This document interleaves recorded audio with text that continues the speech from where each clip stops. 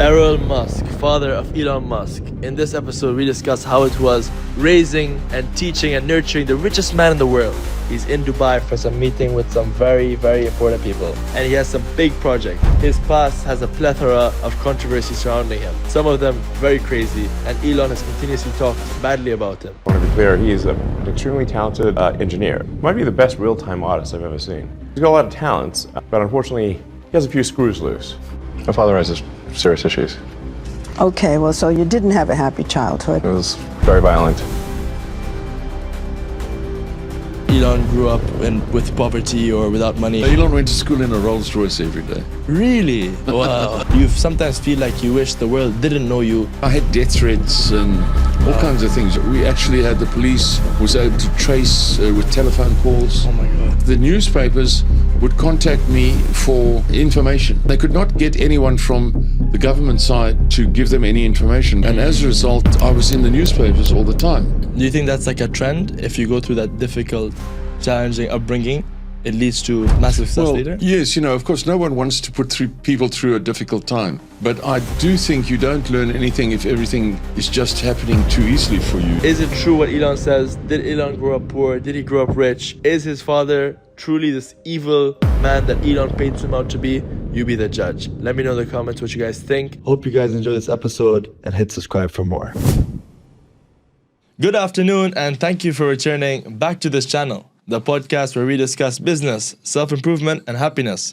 Today I'm joined by one of the most prolific characters of this century, Errol Musk, who's a politician, an engineer, a businessman and many things else. Amongst that being the father of the world's richest man, Elon Musk. So first of all, thank you so much for joining. Pleasure, absolute pleasure.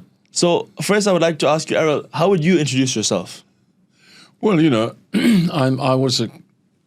I tried to be a good student, and I came from a poor background. I didn't come from a wealthy background, but I came from a very academic sort of background. Okay. So the people that I was with were very interested in everything. And of course, that made me interested in everything. And I had this sort of advantage in a way of being with the refugees after the Second World War. And many of them, had just escaped from a terrible situation that had occurred, World War II. And they were all young men. Of course, I was just a boy, but they were all young men trying desperately to leave Europe and find a new life in a new country. And so they brought with them all their stories and their miseries and horrible memories, and they brought with them all their hopes. And many of them became very successful men, very, very successful men later in life. Yeah. Do you think that's like a trend? If you go through that difficult, challenging upbringing, it leads to massive success later? Yes, of course, no one wants to put people through a difficult time. But I do think you don't learn anything if everything is just happening too easily for you. It's better if you have to, compete with others and see how good other people are, because that's what makes you improve. If you see other people, achieving things, then you try hard yourself. And there's nothing better than someone beating you when you thought you've done the best, and then you realize you can still do better. That's so true. Do you think that this competitive nature has transcended to all your family? Yes. You have like 7 children, and amongst them, a lot of them are successful. Yes, they're all successful as far as they can be at their different stages in life. Yeah. Yes, so they are all very successful. I had a call from a very interesting man in LA, Sachs. He said to me, my daughter Alexandra, who's actually, she's only 30 years old, he thinks she's the most promising of all my children. Wow. And he's a very famous guy in LA. Wow. And so that was just a few days ago. And so, they all have the same approach, to try and do well by actually being a sort of role model, to try and not achieve anything at other people's expense, but achieve things and actually make it good for everybody as well, Yeah. Nice. How old are you now exactly? I'm 78. You're 78. So what are you trying to accomplish at this point onwards? No, I'm still very busy. Full day every day. We're here in Dubai to meet in Abu Dhabi and Fujairah and so on, to meet the different people in the different realms of water supply, and difficult problems they might have at the universities and so on. What we can do, we'd like to open a new institute of advanced studies here to study subjects like gravity and study subjects like fusion, nuclear fusion, at a very advanced level, because we have to beat those two things. We have to beat gravity and we have to beat nuclear fusion if we're ever to move forward in the world. And we would like to open a center here for ultimately not for people who just happen to be postgraduates, but can be some crazy intelligent kid from an Indian village. Yeah. It could be some crazy person from a cave somewhere. Yeah, true. And who just seems to have that ability to think further. Yeah. And find the gap that we need to understand two things which we have very little understanding of at the moment. And one is the physics or non-physics of gravity and the physics of nuclear fusion. Interesting. Yeah. So you say you want to beat gravity. Yes, we must beat gravity. What does that mean? Well, you can't keep going up above into space. You can't keep going up on rockets. Okay. Rockets are, Tell seriously. that to Elon Musk. It's a way, and it's a way we can use at the moment, but it's not the way. Okay. And if you look at any futuristic movie or something of that nature, or in fact, if you go to the World of the Future exhibition in Dubai, yeah, they will show you will get into a pod, and the pod will lift you up, apparently, to the space station. It doesn't go up as a rocket; it goes up as a pod that seems to be able to defy gravity. True. So, in man's imagination, we have defied gravity. We have controlled gravity. So, as far as they are concerned, they have done it. But of course, we haven't. Yes. And ultimately, that is what we have to achieve. We have to have a way of going up without the difficulty of using, extremely dangerous engines like rocket engines and stuff. We need to go up without having to accelerate to 27,000 kilometers per hour. We need to be able to go up at a decent speed. Yeah. And that's going to come. It's going to come. Now, how do you think we're gonna beat gravity? Well, I don't know, but it's the one of the two or three subjects that humanity has very very little knowledge. In fact, you could almost say we have no knowledge. Okay. And so that's why I say we are thinking of an institute of advanced thinking here called the Musk Institute in Dubai, hopefully, which will attract the sort of, I won't say twisted minds, but the people who have their minds that can overcome ordinary thinking. Yeah. And as we've had in the past, in the past couple of 100 years, we've had people like that. Yeah. We had Michael Faraday, who at a time when everybody knew what an electric charge was, they knew what current was, but they didn't know what to do with it. Yeah. And one night, he never went home. He just kept on looking at this phenomenon called electricity. And by chance, he discovered that if you move a magnet across a coil and you keep moving the magnet, current keeps moving in the coil, which today is the basis of the electric motor. Okay. In fact, all electric motors work like that. And based on that strange discovery, which you might say anyone could have discovered if they'd had the ability to think about it, we wouldn't be where we are today. We wouldn't have electric motors. And so there are many other things like that. And gravity is one of them. We need somebody who's going to see the gap, find the answer. And then in due course, we will be going up into space without traveling at 27,000 kilometers an hour and having 3,000, 4,000 degrees Celsius flames behind us. Yeah. Wow.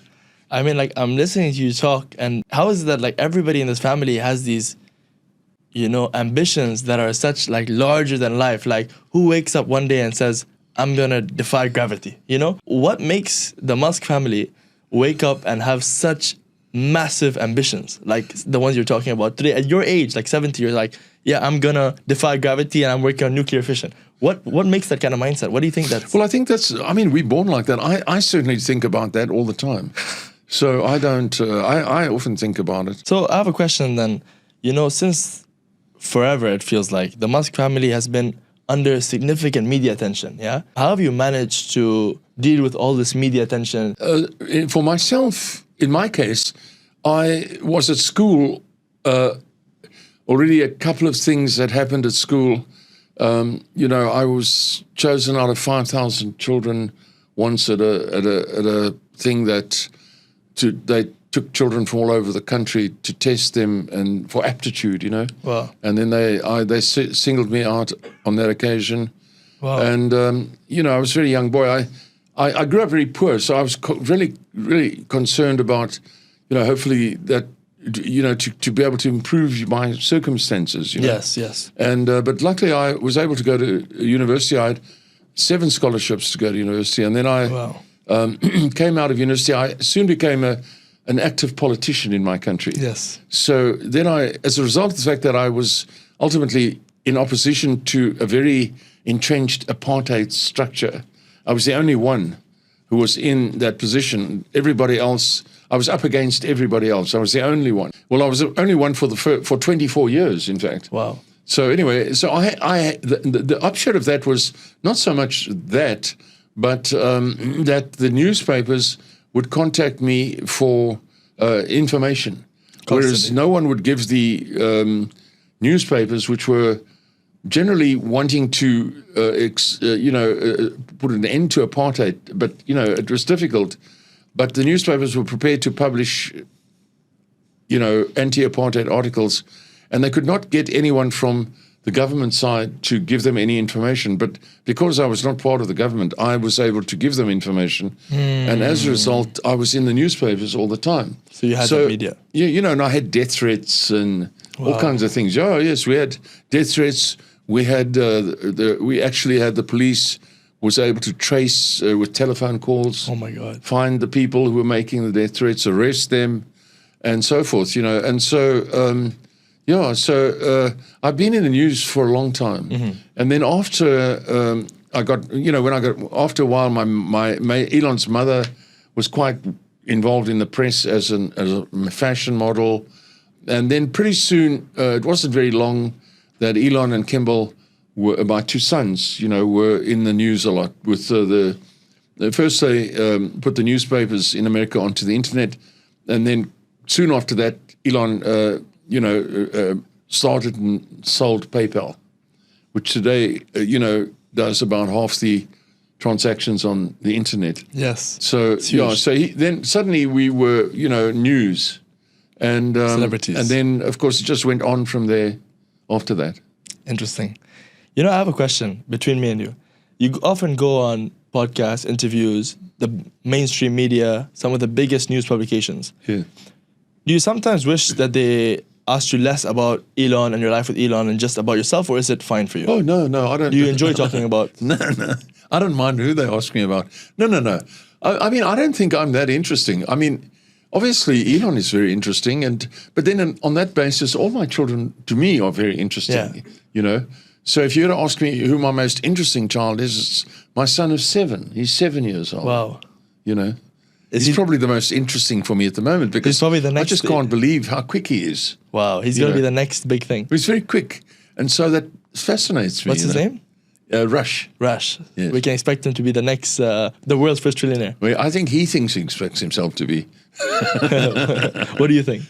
Oh, I don't know. But I mean, as far as he's concerned, he's the smartest person on earth. Really? Yes, he definitely thinks he's the smartest person on earth. Wow. Interesting. You spoke a little bit about politics and you said that you had a little bit of involvement in it. I would like to ask you, you were one of the first people to support Donald Trump. Yes. And that was way before it was cool necessarily, and before Elon, and that time Elon was like a Democrat.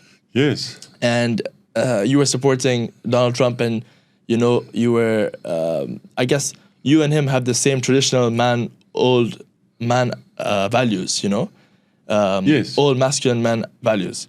Do you think that Do you think that Elon recently decided to support Donald Trump, and do you think that he's getting more involved in politics is a good thing? Yes, obviously.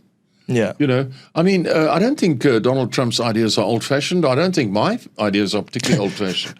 I think they're just normal, common sense values that would have been very valuable to have, 3,000 years ago in Egypt. I think would be great 2,000 years ago in Rome. Yeah. The same values, Yeah. When I told them I support Trump, my sons told me I'm embarrassing them, and I'm a big problem for them. I simply said, well, that's the way it is. But as time has gone by, Elon and Kimbal have both seen, and my daughters have seen the truth, of how bad and how ultimately you talk about bad values and old-fashioned values or no good values, how bad the Democrats or Biden Democrats were. You know. Have you ever connected with Donald Trump yourself personally? Oh, yes, I have met him. I met him nice. at a Property Owners Association trip to America back in 1978. Wow, all the way back then. Yes, And he have you didn't know who managed I was. I was just a member of a group of property owners. Have you managed to keep relationship with him till now? No. Oh, no. I couldn't do that. But what I can tell you about him was he was very warm. So when you met him, he made everybody feel comfortable. So I mean, if you was happy and smiling, and he saw Trump, if you saw Donald Trump, if you saw somebody sitting in a corner by himself, he'd go over to that person and sit with that person. He's a very kind person. Yeah. Wow. What about the people who say that his father, the real Donald Trump, was the one who basically helped him make his career, and that he wouldn't be where he was if his father didn't bail him out? No, I don't think that's true. I think his father was probably quite a good, old-fashioned businessman, if you want to say. No, Donald Trump came out with his own ability. He came out with his own, flashing, starring sort of ability. He's a real star, Yeah. I think his father was more, the old traditional stick in the mud. But his father obviously was a solid man who made a good success of his life. But Donald knew how to utilize the media and the press and everything to work in his advantage. Yes. Well, I mean, to start with, Donald Trump was always a very good-looking man. Mm-hmm. So that, on top of everything, makes things different for you. You're not so, things come your way if you're ultimately a very good-looking man like he is, and young man that he was, and everything. And then the ideas he had were so out of the box and so on, and of course that made him a lot of enemies. Yeah. He had very controversial opinions. So for the reports that come out later that say, that Elon grew up with poverty or without money, or he said it's not. No, Elon went to school in a Rolls-Royce every day. Really? In a Rolls-Royce Corniche. Wow. Convertible. Wow. More or less every day. Wow, interesting. So you have you made a lot of money. Not a lot of money, but we made enough money. And your family is like the richest, Would you say that money buys happiness? No. I think because I see money, you live a simple life. If you use money, you can improve the quality of your life a great deal. I think if you store money in a bank, I don't think that will bring you any happiness. You need to use it for the benefit of others and for the benefit of yourself. So I, for example, completely agree with any young man who makes enough money to buy himself a nice motor car. He's doing the motor car industry a great deal of favor by buying a nice car. He's making a lot of people's jobs. He's giving jobs to a lot of people. And I see that as a wonderful thing to do. I don't think it's a good idea I think if you make money, you should spend the money. Enjoy it. Yes. What do you think about electric cars? Oh, yes. Once you've driven an electric car, you don't really want to go back to any other car. Certainly, I in South Africa don't use an electric car. I'm fortunate enough to still have a Rolls-Royce, and I have a Bentley as well. Wow, nice. And so I'm very fortunate. On the other hand, I'm quite happy to get into a truck. Yeah. Fine.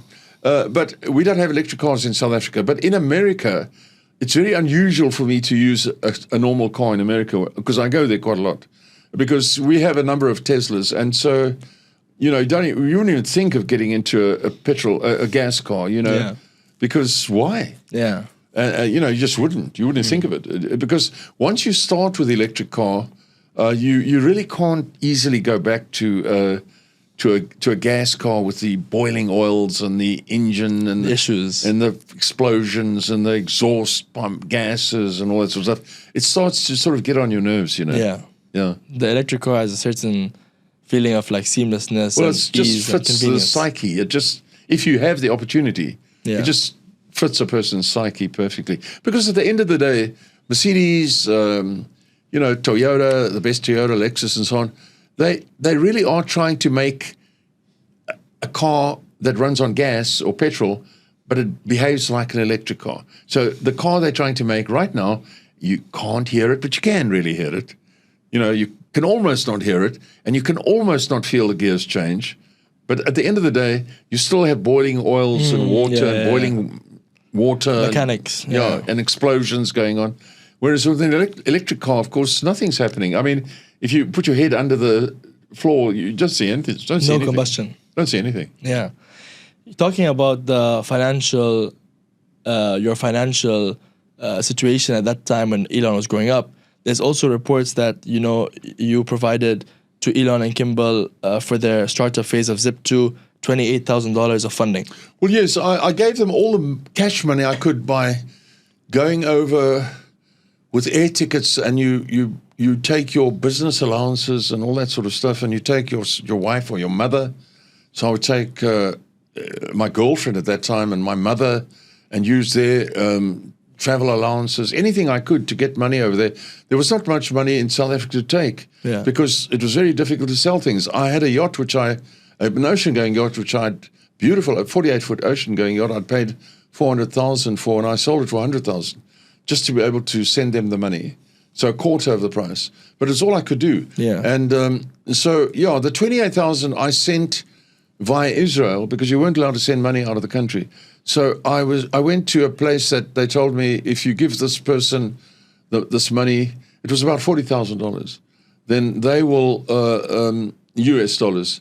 They will send it via Israel, and then you don't see that money ever again.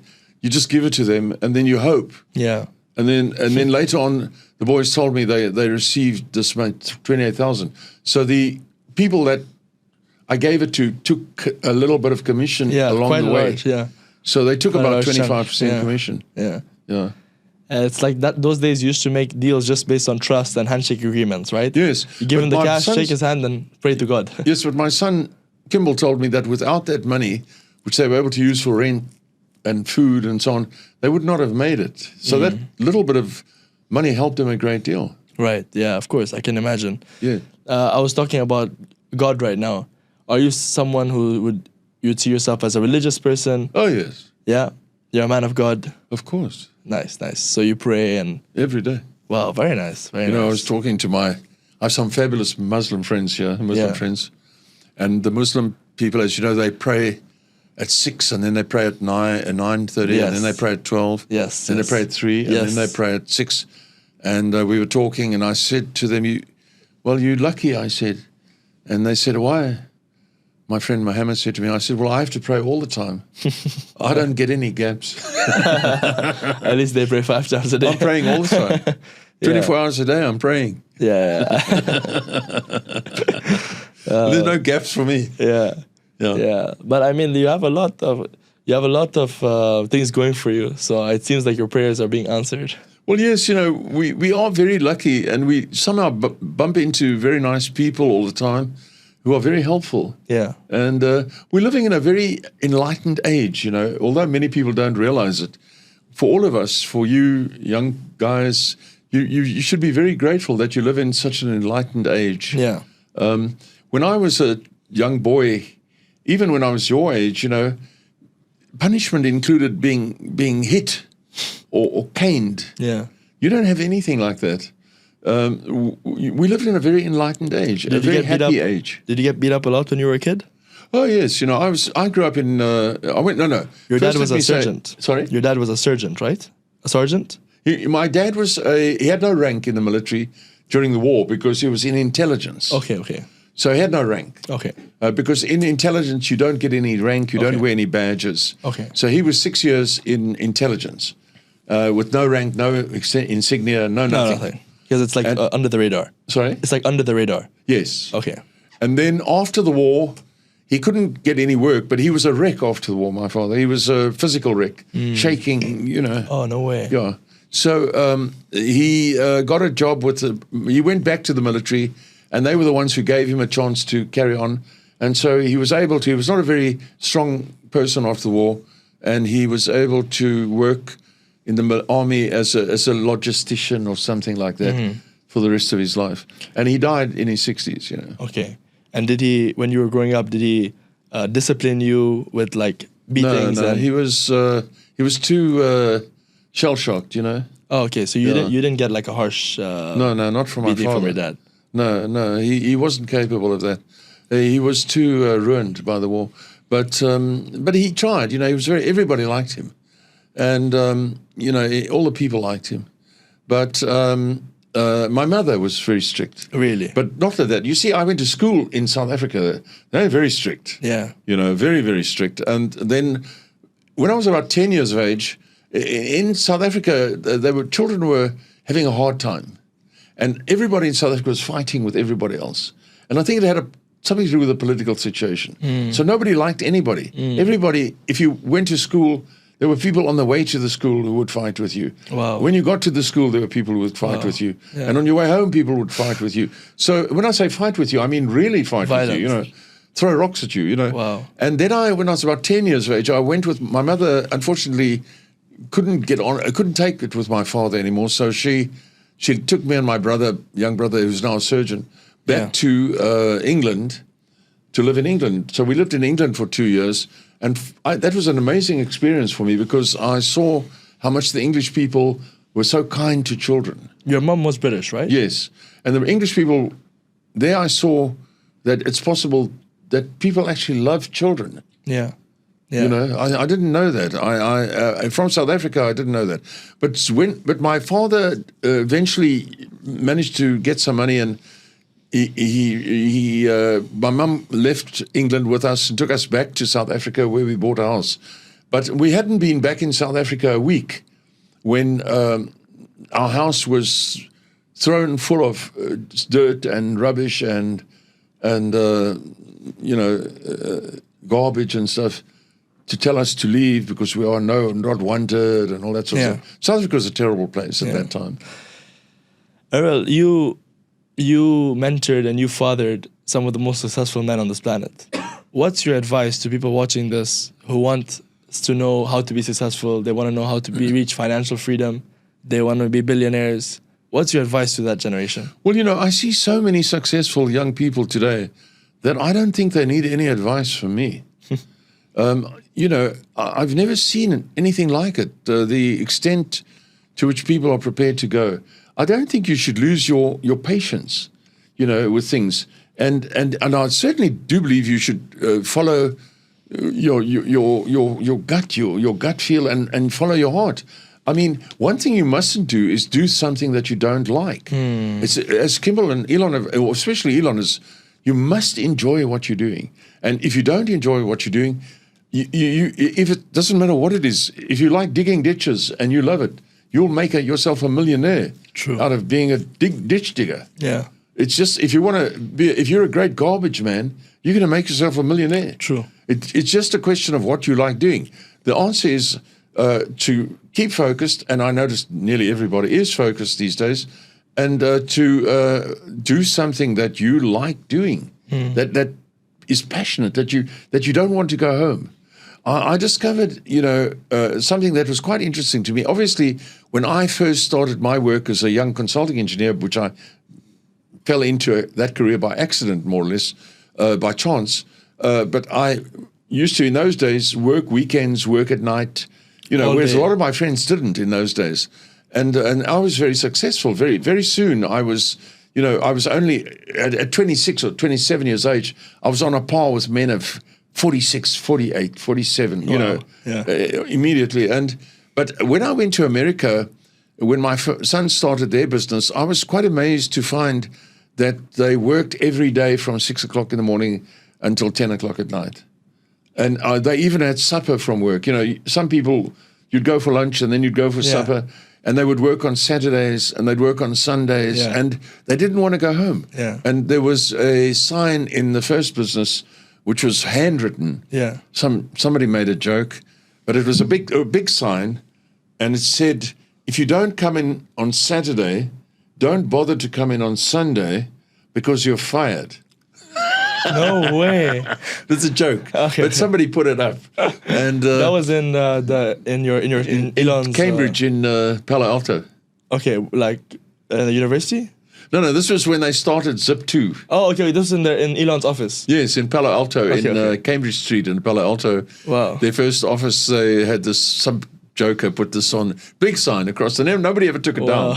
Because it was And, almost true. But it was very accurate, and it was strange because nobody wanted to go home. Yeah. They And of enjoyed course, it's not good for family life. But I think nobody was really married, so it was all single people, and they just didn't go home. Yeah. You know. Do you think a man's responsibility for his kids is to be that role model for them, or should he be someone who's always there with them and nurturing them? Yes, Or both. but sometimes it's hard to balance, right? Like you're saying yourself, you're the office the whole day on the weekends. Yes. Sometimes you can't spend time with your little ones. How would you balance the time? Especially, I know, like, for example, if you look at Elon, he has like 7, different huge businesses going on. Yes. How would he manage all of that? No. With the kids. Elon and Kimbal have made a little bit of a mistake with their lives in that when their children came along, they weren't very present for a lot of their boys and that are now in their early 20s. Yeah. Or late teens and 20s. So it's unfortunately something that happened. But Elon has now realized that he needs to be present with his children. So he has 5 small children now, and he spends a lot of time with them. Yeah. And Kimbal has a young daughter of 12, and he spends a lot of time with her. Unfortunately, people make a bit of a mistake. I think they could have spent more time with their older children. In my case, I was very lucky in the sense that I had my own business from a very early age. So from the age of about 24, I had my own business. I could decide if I wanted to be at home with my children. I could take I had aircraft from the very beginning. My first aircraft I bought at the age of 23 or 24. And I could take my children with me to any place I wanted to and take them with me to workplaces and so on. Of course, that doesn't mean your children liked it. They also have their ideas, but I think they learned a lot from that. And you need to do exactly what you said right at the beginning. You have to be a role model to them and show them and keep on telling them what it's all about. And luckily, technical people are able to do that. This is how this works, that's how that works. And, kids want to know. And then, of course, at the same time, you need to be there when they fall, to pick them up. Yeah. And kiss their damage. Yeah, the boo-boos. And what's your relationship right now with Elon, for example? Or Oh, Kimbal? very good. Yeah. When's the last time you guys had a conversation? We had supper together a few months ago. He's very busy, Yeah. And then the last time I saw him, I had lunch together. But prior to that, we had supper together. He's very busy, so I don't interfere in his life. And just like my father, you might say, never interfered or came to and interfered. I had lunch with Kimbal on Friday, a few days ago, in Dubai. 4 days ago, yes. And so with my daughters, I have every day a message, every day from at least one of them. Wow. So every day I have, our daughters are different, attached to their dads. And in fact, if you don't reply to your daughter, you have a bigger problem than you can imagine. Yeah. So you must reply with your daughters all the time, which is very nice for me. I always encourage people to have daughters if they can. Yeah. Did you notice when Elon was growing up or when Kimbal was growing up that these kids are going to be very successful? Like, did you feel it compared to your friends' kids, or did you have a sure idea that these kids are going to be very successful? Well, yes. I would say Elon liked the company of adults from a very young age. So much so that, we'd be in a group of people and the kids would all be playing somewhere out in the garden. And Elon would be standing with me, maybe 8 years of age or something, 6, 7, 8 years, maybe 8 years of age. And adults would say to him, why don't you go and play with the other children? And he would say, no, I want to sit here with you rather. And I remember that happening quite a few times. And when they would eventually try and tell him to go, he'd say, look, I'm staying here, stupid. Interesting. He was a bit naughty in that regard. I used to tell him, you can't call people stupid. I heard you had the story where he told that kid his dad was stupid or something like Yes, that. And then he went to I hospital. should tell him, Elon, you can't tell people they're stupid. Yes, but they are stupid. I said, I know, but you can't tell them that. You have to not do that. Why? Why can't I tell him? But he had also Asperger's, right? And he has Asperger's. Well, yeah? yes, he's a little autistic, Yeah. So when he was in grade 2 or something, the principal called me to say that they think he's retarded, because he just looks out the window all the time. Oh my God. And the school teacher that he had was very concerned and, oh, what are we going to do? No way. And they said he needs to go to a special school because he forever looking out the window and gets into a trance, No way. But I knew there was nothing wrong with him, and he's still like that. So, you might be talking to him and he'll be listening to you, and then all of a sudden you'll notice he's not listening, he's thinking about something else. And then suddenly he'll just, while you're talking, it doesn't mean anything, he'll just suddenly get up and say, I've got to go now. Oh, no way. You see? Just like that. And he'll just get up and walk away. Yeah. And it's just unfortunate. There are people like that. Kimbal, on the other hand, is the opposite. So he leaves you, he'll never leave you unless you're very happy, He has that social element. Yes, very sociable person. All right, last question, and we'll wrap this up. And it was such a good conversation we had. But last question, I know that your kids will be watching Elon. He'll probably be watching this. Do you have any message you want to see? What would you say to him if he was watching this right now?